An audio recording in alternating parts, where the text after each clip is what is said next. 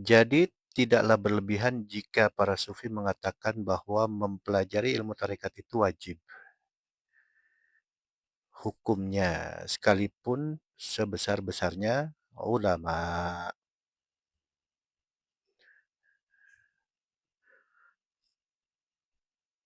Talaba syaikhu wajib ala kulli muridin walau min akbaril ulama. Bermula belajar kepada syekh ini dalam kurung ini versi tulisan ini ya. Syekh Abdul Qadir Jilani ya. Menuntut ilmu tarekat itu wajib hukumnya walaupun sebesar-besarnya ulama. Ya. Berdasarkan penjelasan di atas, maka dapat disimpulkan bahwa wajib hukumnya mempelajari ilmu tarekat. Ya, Imam Ghazali kemarin mengatakan di Muqaddimah kan, bahkan berkumpul dengan para ahli sufi itu fardu ain. Itu berkumpulnya.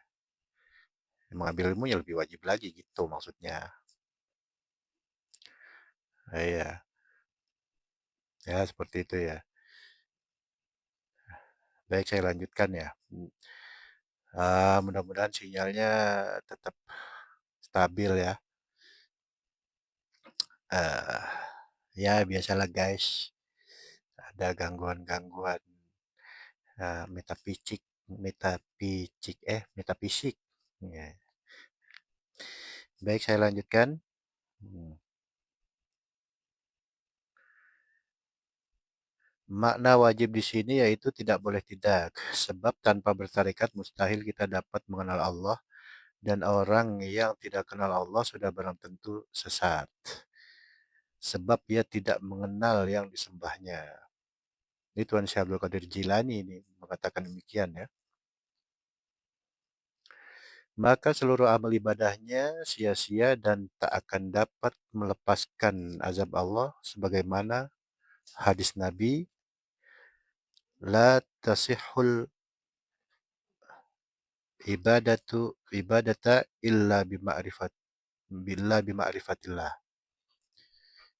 Tidak sah amal ibadah tanpa pengenalan kepada Allah. Oleh sebab itu, siapa saja orang yang mengaku beragama Islam dan beriman kepada Allah, maka ia harus memiliki guru yang dapat mengenalkan ia kepada Allah.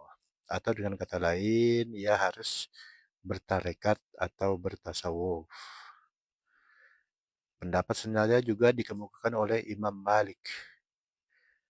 Man tafaqqaha bi ghairi tasawufin faqad tafassaqa wa man tasawwafa bi ghairi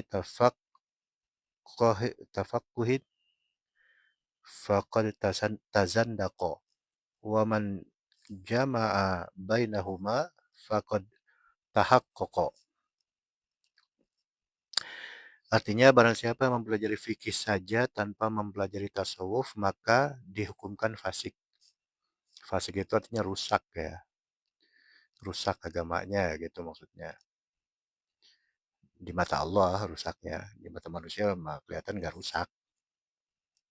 Saya lanjutkan ya. Dan barang siapa mempelajari tasawuf saja tanpa mempelajari fikih maka dihukumkan zindik. Di sini dalam kurung menyimpang dari ajaran agama. Nah, zindik ini sebenarnya artinya tuh gini, masuk alam hakikat tapi dimensinya lebih rendah dari alam manusia. Alam jin siluman, begitu. Itu zindik. Jadi dia mengental kerjasamanya sama jin. Seperti itu. Ya diawali dengan banyak keinginan, banyak selera, pikirannya arahnya ke situ. Urusan dunia saja tuh. Nah, itu zindik.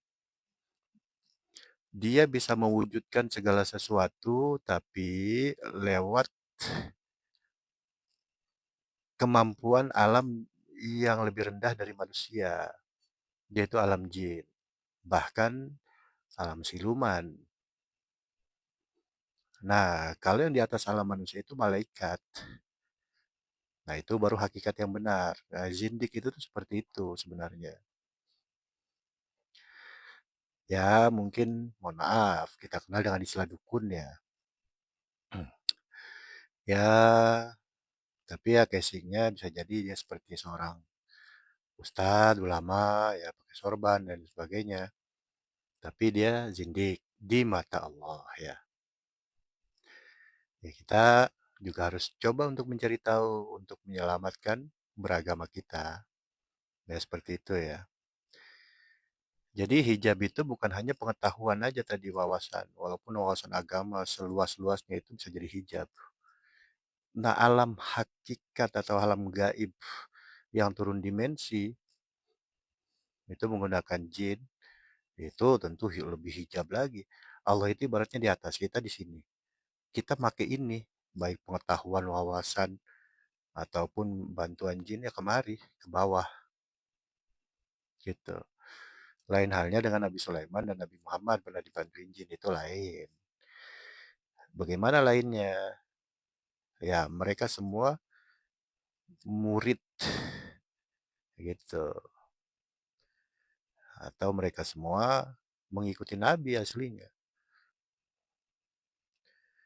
Mengikuti Allah aslinya tuh, jin-jin itu. Melalui perintah para kenal sebagai ahli sihir. Lanjutkan ya. Dikit lagi tong. Ya baik saya lanjutkan ya.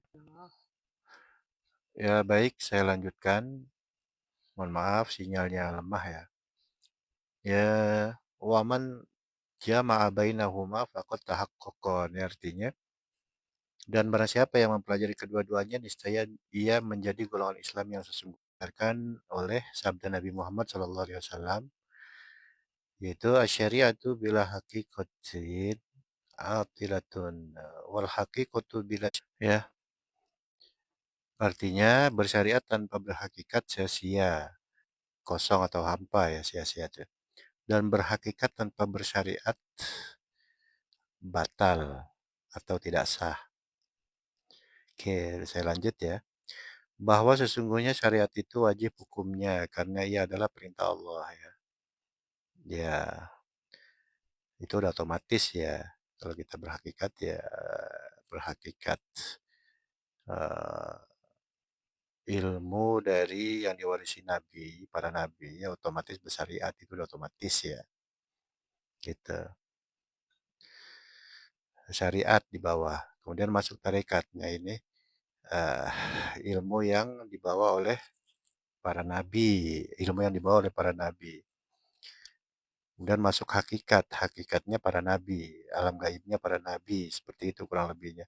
Ya otomatis tarekat syariatnya tuh ngikut gitu. Sama seperti kita udah SMA, SMP dan SD-nya otomatis ada di dalamnya. Nah, seperti itu gambarannya ya. Baik, saya lanjutkan.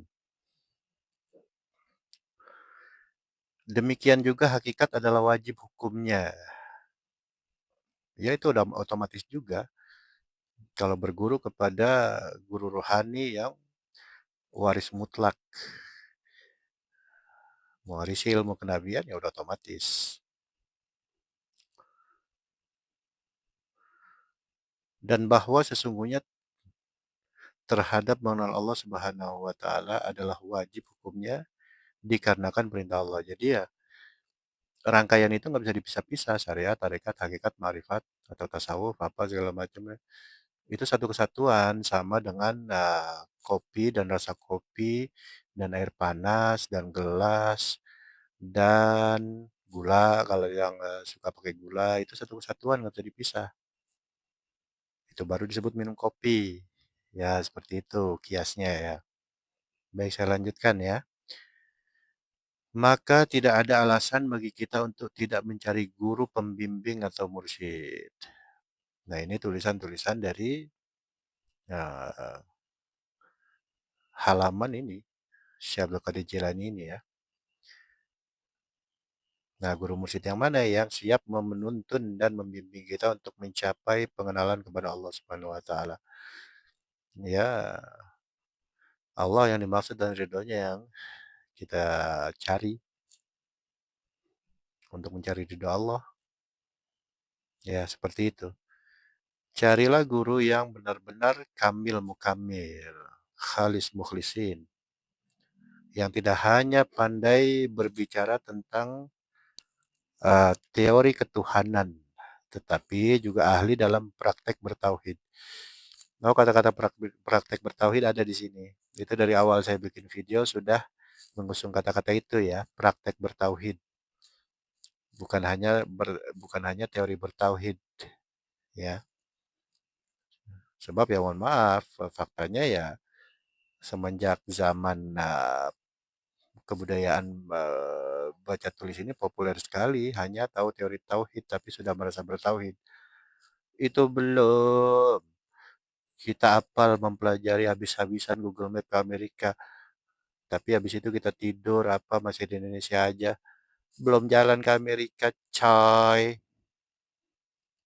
Gitu ya. Ya ini saya Abdul Qadir Jailani ya silakan aja protes pada beliau kan. Saya jadi ngetek. Di saya Abdul Qadir Jailani ya itu fakta ya. Saya pun dulu juga begitu pemirsa. Ya, baik saya lanjutkan ya. Nah, tapi juga ahli di dalam praktek bertauhid yang dapat mengenalkan Anda kepada Allah yang Maha Gaib, ya. Yang gak gaib aja kita kadang butuh guide kan, guider atau pembimbing, apalagi ke yang Maha Gaib. Udah nggak bisa, enggak, wajib banget dah. Ya intinya kalau nggak ada pembimbingnya ya kagak bakal nyampe aja, paling kejebak ke zindik dah. Nggak sakti-sakti